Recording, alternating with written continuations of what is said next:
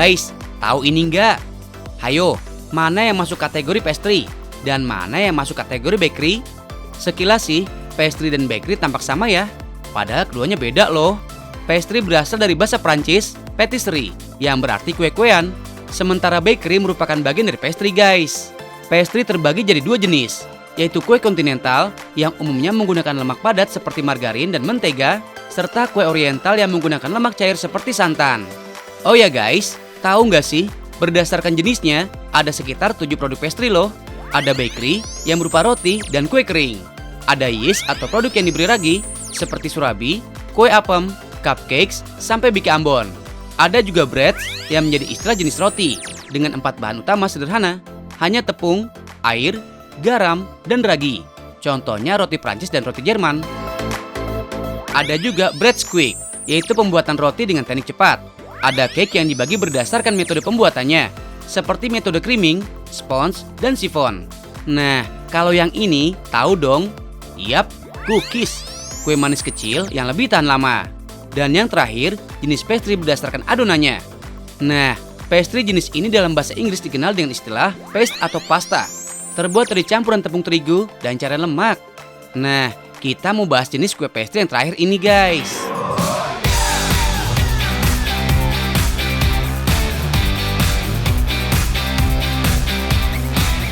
Kenalin nih, Bu Ming Ming namanya. Dari sekian produknya, ada satu olahan pastry yang bentuk dan rasanya numero uno. This is it, beef pastry. Olahan beef pastry merupakan cita rasa daging sapi giling yang dibalut dengan kulit pastry yang renyah dan lembut. Beef pastry mengandalkan sejumlah bahan pelengkap lainnya guys. Lihat tuh bentukannya. Bener-bener bikin ngaca ya. Bahan-bahannya terdiri dari tepung terigu protein tinggi, tepung biasa, dan air es. Sementara untuk pelengkap, ada butter, keju cheddar, daging sapi giling, gula pasir, garam, telur, dan penyedap rasa.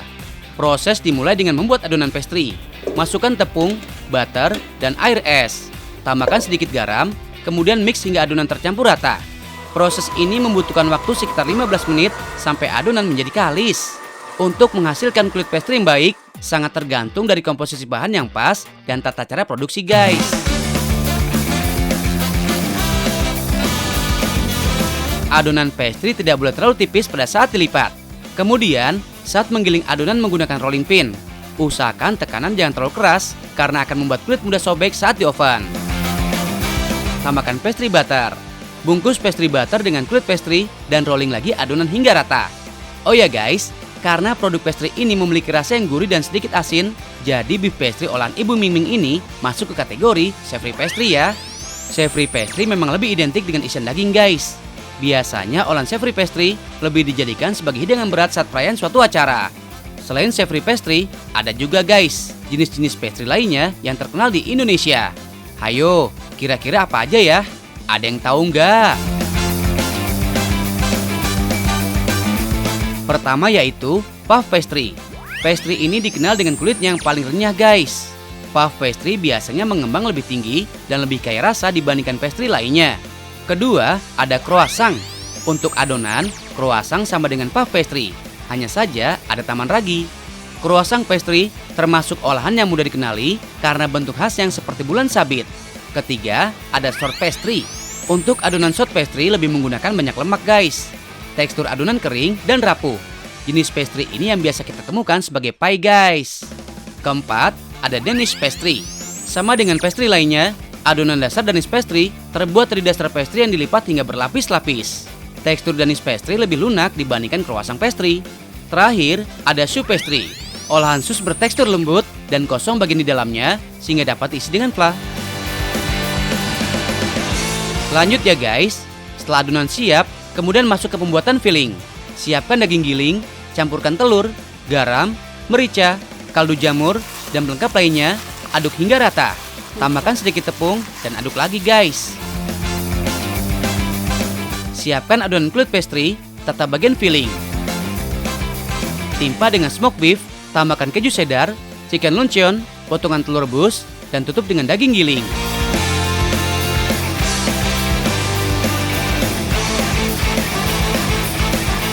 Nah, potong beberapa sisi adonan, bentuk hingga menutupi filling, olesi dengan telur, dan siap untuk di oven. Guys, beda dengan olahan roti yang membutuhkan suhu sekitar 160 derajat Celcius, saat pemanggangan, pastry membutuhkan suhu di atas 200 derajat Celcius. Untuk satu loyang beef pastry ini, harganya cukup terjangkau kok guys. Mulai dari 200 sampai dengan 300 ribu rupiah. Beef pastry tahan 1 hari 1 malam di suhu ruangan.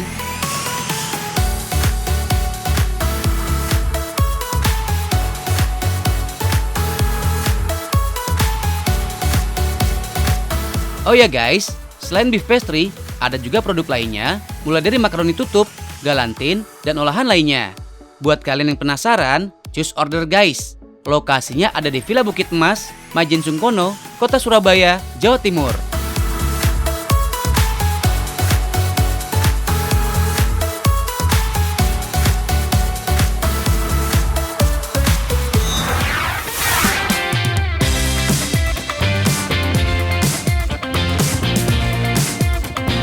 Siang-siang ngebakso, bojuk tuh guys. Nah, kali ini Gia lagi mau hunting bakso yang nggak bulat bentuknya guys. Penasaran kan bakso apa? Sneak peeknya sih kayak gini guys. Bentar, kita flashback dulu kuy ke proses bikinnya, biar nggak tambah penasaran. Apalah artinya bakso enak tanpa racikan yang aso ya guys? Cekidot dulu deh list bahan bakso seafoodnya. Dimulai dari lada hitam, garam, telur, sagu, tepung tapioka, soda kue, dan yang bikin beda ada daging ayam nih guys. Tepatnya sih dada ayam yang udah difile. Nah, kalau list bahan udah beres, sekarang giliran deretan seafoodnya nih. Ada lobster pasir dan lobster mutiara, kepiting bangkong, dan cumi bangka. Tiga-tiganya dijamin seafood premium abis deh. Yang wajib diolah duluan ya adonan daging baksonya guys. Untuk step pertama, kita halusin dulu daging ayam file, es batu, dan aneka bumbu. Nah, pada tahu nggak sih kenapa proses penghalusan dagingnya kudu pakai es batu?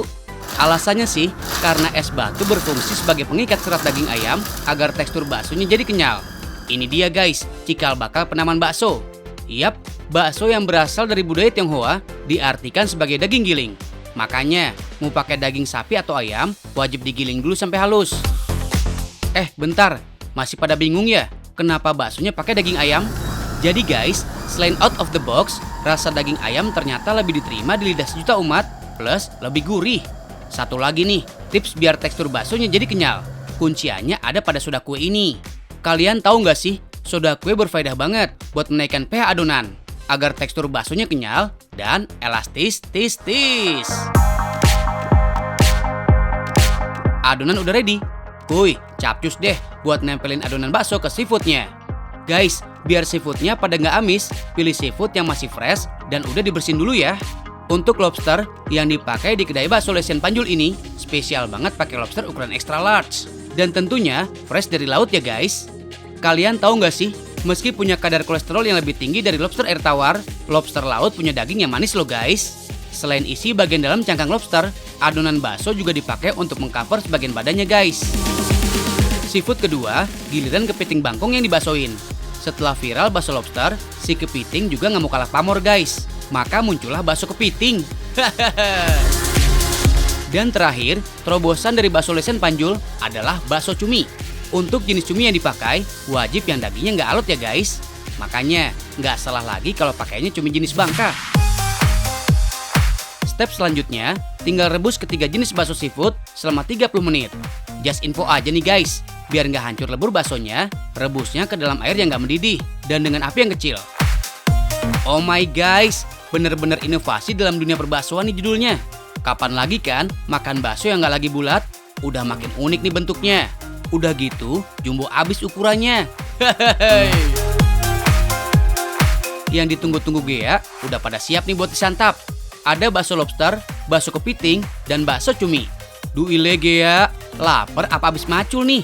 Banyak bingit pesenannya. And Miss Bakso in 2020 goes to Gea! Ayo sikat Ge, jangan kasih kendor. Gea bener-bener menang banyak guys. Nggak cuma soal rasa bakso seafoodnya, tapi kandungan nutrisi dari trio seafood dan bakso ayamnya. Kalian tahu nggak sih, kalau ternyata bakso ayam mengandung zat triptofan, yaitu zat yang fungsinya meningkatkan serotonin dan bisa naikin level good mood. Ngeri banget kan? Udah enak, kenyang, bikin good mood pula. Jadi guys, si cuminya ini nggak alot sama sekali, nggak amis, dan si baksonya ini lembut banget. Karena si bakso ini bakso ayam guys. By the way, kalau biasanya lobster identik sama makanan mewah dan mahal, kayaknya sih nggak berlaku lagi deh. Sekarang si lobster udah menjelma jadi makanan kaki lima guys. Pada tahu nggak sih, kalau imbas virus corona lah yang jadi satu-satunya alasan harga jual lobster merosot tajam. Nggak adanya kegiatan ekspor membuat stok lobster jadi menumpuk dan akhirnya dijual murah.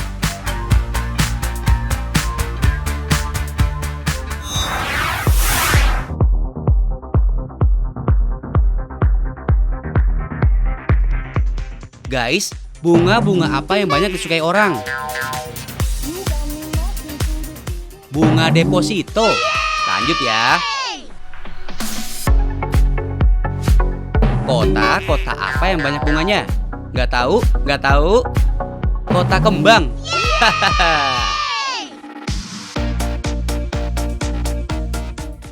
Guys, hari ini kita emang mau bahas tentang bunga. Bukan bunga bank, apalagi bunga desa. Tapi, the real bunga yang bisa jadi hiasan cantik. Bunga emang seringkali dikaitkan dengan sejumlah momen. Baik momen bahagia seperti lamaran dan pernikahan, sampai duka cita.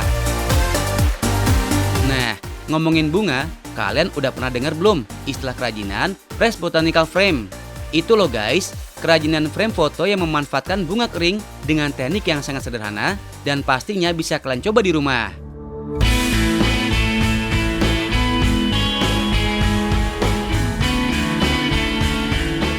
Pasti pada penasaran yes? Seperti apa sih proses pembuatannya? Cus guys, kita intip langsung yuk. Di tangan Kak Deria, berbagai pola frame foto dengan hiasan bunga kering dihasilkan guys. Konsep ini udah ada sejak 6 bulan lalu, mengingat banyak sekali koleksi foto yang dimiliki oleh Kak Deria yang dibiarkan begitu saja. Kalau foto-foto cantiknya jadi lapuk dan jamuran, kan sayang ya. Nah, karena hal ini timbullah ide menyulap foto-foto yang ada biar semakin menarik. Guys, awal mula kerajinan Press Botanical Frame ini diadaptasi dari kerajinan khas Jepang yaitu Oshibana. Oshibana adalah seni merangkai atau menghias bunga dan dedaunan yang dikeringkan dengan cara ditekan menggunakan buku atau alat khusus guys. Untuk jenis bunga yang digunakan adalah bunga berwarna terang menyala dengan tekstur bunga yang tidak terlalu tebal. Semakin unik bentuk bunga, semakin keren hasilnya. Lanjut ya guys, bunga-bunga yang udah ready nih, kemudian ditata di atas kertas, lalu timpa dengan kertas lainnya. Beri pemberat dan rekatkan dengan papan bagian atas. Terakhir, kencangkan semua sisi cetakan press. For your info nih guys, proses pengeringan bunga dilakukan sekitar 1 hingga 3 minggu lamanya. Sedangkan untuk jenis kertas, pilih kertas yang lembut dan mudah menyerap agar warna asli pada bunga tetap terjaga. Jika sudah, bunga yang telah kering kemudian siap untuk dirangkai. Gimana kalau kita coba menghias foto Kak Aryo dan geng Kisang guys? Pada setuju dong ya? Abis nungguin foto jadian aku sama kamu, belum terrealisasi sih.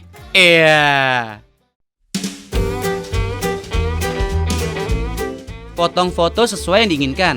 Siapkan frame, kemudian rekatkan foto dengan lem khusus di atas kaca. Terakhir, tinggal merangkai bunga keringnya. Widih, ini sih namanya kreatif tingkat kecamatan guys. Setelah foto dan bunga tersusun rapi, timpa frame dengan kaca lainnya guys. Kemudian rekatkan pada frame. Tara, jadi deh guys. Gimana? Oke kan hasilnya?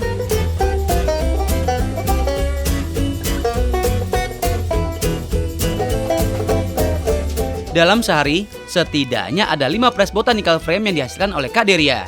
Untuk satu frame dibanderol mulai dari Rp90.000 sampai dengan Rp250.000. Buat kalian yang penasaran, lokasinya ada di kawasan Cikoko Barat Dalam 1, Jakarta Selatan. kuilah dipesan.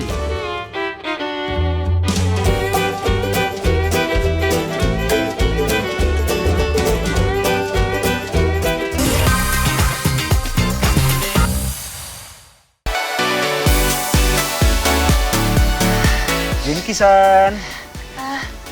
Genki. Kok manyun aja sih? Kamu kenapa? Sakit gigi?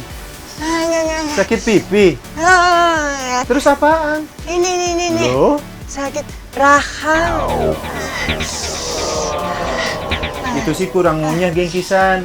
Mau tahu nggak obatnya apa? Mau. Ya udah, ikut kita yuk. So sad, pantesan diem-diem baik. Ternyata Genki rahangnya lagi sakit guys. Sabar ya Genki Sang, kita cari obatnya yuk. Oh ya guys, coba tebak, Genki lagi ada di mana? Yuhu, sekarang Genki Sang lagi ada di daerah Babakan Madang, Bogor, Jawa Barat. Di sini ada resto yang lokasinya tuh adem banget guys. Gak cuma itu, ada yang unik dari menu-menu yang ditawarin di tempat ini. Kalian udah pernah nyobain olahan rahang tuna belum? Iya, rahang tuna. Rahang tuna merupakan bagian rahang ikan tuna yang diolah menjadi berbagai masakan guys. Walau terbilang aneh, faktanya masakan rahang tuna banyak disukai guys. Meski baru dibuka beberapa bulan lalu, pecinta rahang tuna ini gak cuma datang dari wilayah Jawa Barat aja guys. Banyak pengunjung dari luar kota yang datang dan penasaran untuk mencoba sensasi olahan rahang tuna. Dalam sehari, setidaknya ada sekitar 50 kg rahang tuna ludes terjual. Okidoki, langsung aja yuk kita lihat proses pengolahannya.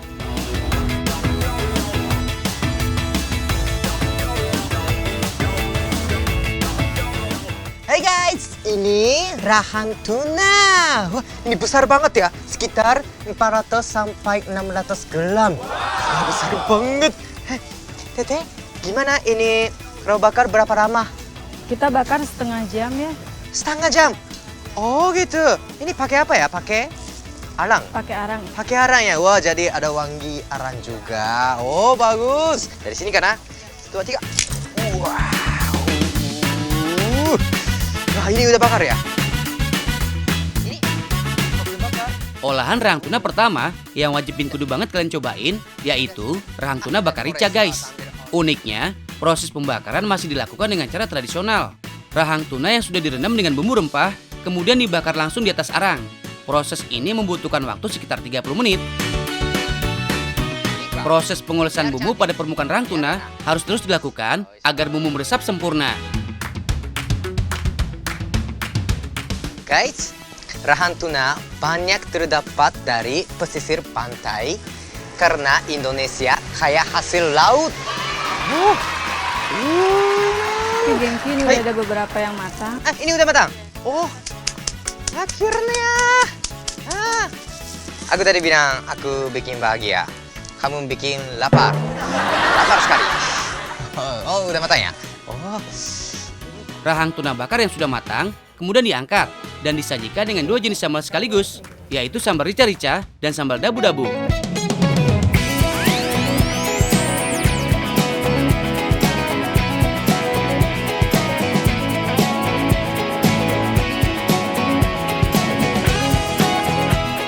Lanjut guys, olahan rahang tuna lainnya yang gak kalah endes yaitu rahang tuna kuah kelapa muda. Untuk yang satu ini dijamin bikin ngacai pakai banget.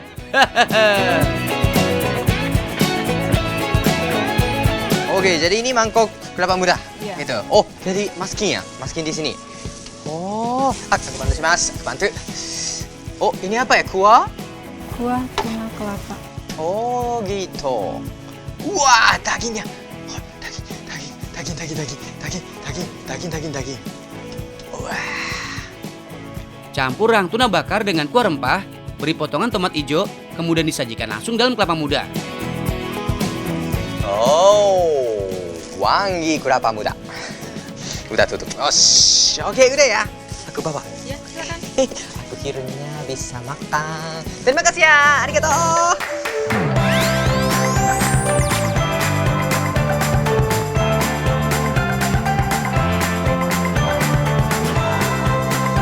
For your info guys, ikan tuna merupakan jenis ikan yang kaya manfaat. Dari seluruh total lemak yang ada pada ikan tuna, sebagian besarnya merupakan omega 3 guys. Mantep nggak tuh? Komponen ini dapat menurunkan trigliserida di dalam tubuh, yang mampu mengurangi resiko terjadinya aritmia jantung dan memperlambat penumpukan plak kolesterol yang bisa menghambat aliran darah guys. Daging pada tuna juga mengandung zat besi dan vitamin B kompleks yang berperan penting dalam pembentukan sel darah merah, hingga memperlancar sirkulasi darah. Last but not least, cobain juga guys, olahan rahang tuna kuah asam pedas. Untuk yang satu ini merupakan potongan rahang tuna yang disajikan dengan kuah pedas. Oke, akhirnya bisa makan. Ya kak. Udah sembuh. Oke, pertama ini. Wah, rahang tuna dibakar pakai sambal. Sambal rica-rica. Wah, hai. Oh my god, gak. Makan.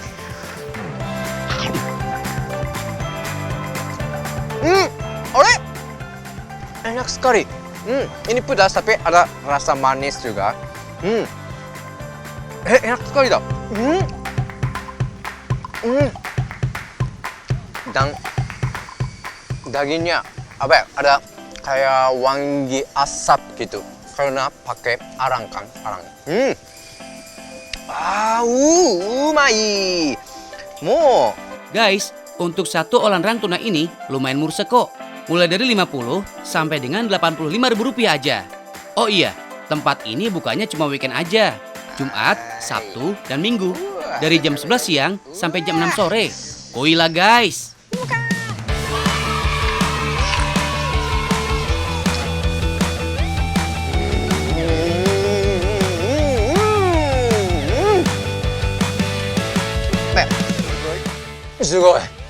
Sugoi oishii.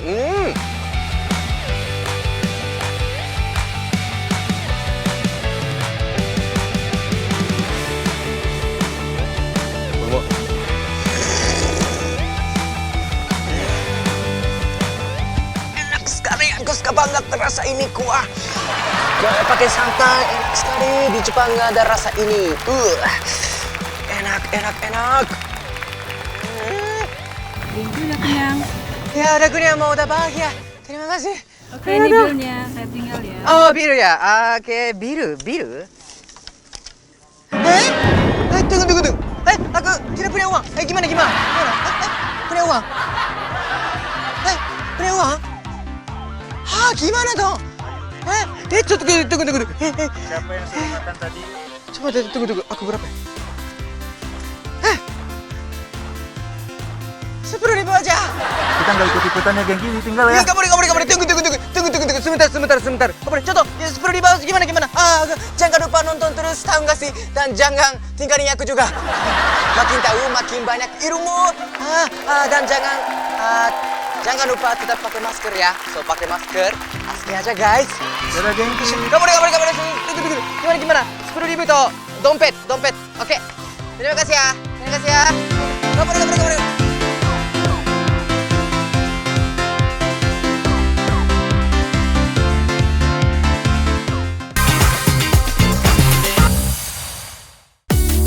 Pinkie Pie, Rainbow Dash, Twilight Sparkle. Wah, yang suka Little Pony mah pasti tahu lah ya. Nah, di wilayah Keranggan, Bekasi, Jawa Barat, ada nih kafe yang temanya Little Pony. Gak cuma 1 atau 2, tapi ada ratusan guys. Gemes ya. Terdiri dari 2 lantai. Lantai pertama khusus untuk makan para pengunjung, sedangkan lantai kedua buat meluapkan rasa ingin bernarsis-narsis dan pepotoan. Warna-warna pastel cerah dan boneka Little Pony dengan segala ukuran bertebaran di mana-mana. Mau yang kecil, sedang, atau yang besar, lengkap deh. Saking banyaknya, sampai ada yang digantung di langit-langit kafe guys. Mungkin ceritanya si unicorn lagi terbang ya.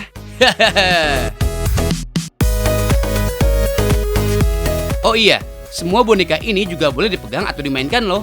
Dan kalian gak perlu khawatir takut kuman dan virus karena kotor dan berdebu. Soalnya boneka-boneka ini hampir setiap hari di laundry loh. Jadi sangat terjaga kebersihannya.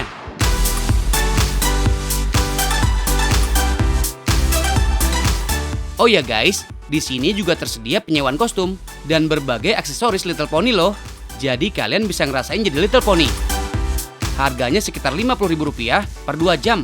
Lumayan ya buat jadi properti foto. Iya. Untuk ukuran kostum cukup lengkap kok. Dari anak-anak hingga dewasa. Pilihan warnanya juga beragam guys. Pastinya cocok buat kalian yang suka selfie.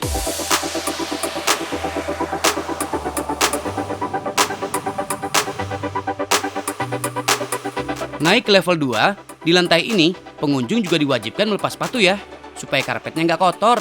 Hihihi. Desainnya mirip kamar sungguhan, lengkap dengan kasur, meja rias, dan juga ratusan boneka Little Pony yang pastinya gemesin banget. Saran sih buat kalian yang mau datang ke sini, baiknya datang lebih awal tuh, karena masih sepi dan bisa leluasa untuk berfoto dengan boneka dan latar yang kalian mau. Kita kenalan dulu deh dengan beberapa tokohnya.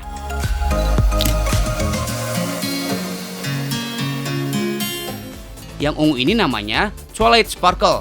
Tokoh ini merupakan pemimpin sentral dari serial kartun My Little Pony. Kalau yang ini namanya Fluttershy. Kuda Pegasus berwarna kuning dengan surai atau poni merah muda yang panjang. Dan masih banyak lagi. Oh iya guys, karakter Little Pony sebenarnya sudah eksis sejak 1983. Ayo, udah pada lahir belum?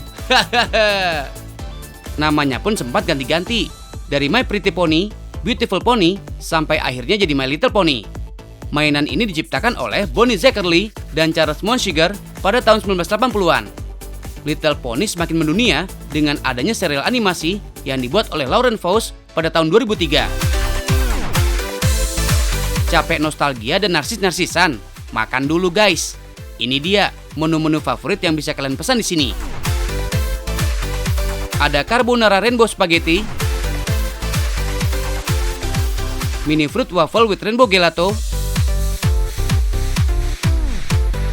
Miss Unicorn rainbow cake, dan masih banyak menu-menu rainbow lainnya.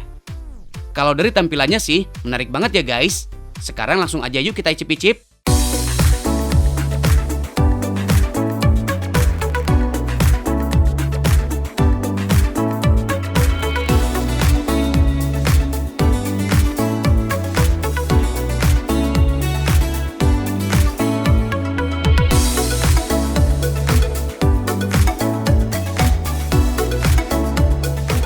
Ya guys, pengaruh sihir unicorn aku udah mau habis. Makanya kalian terus saksikan, tahu gak sih? Makin tahu, makin banyak ilmu.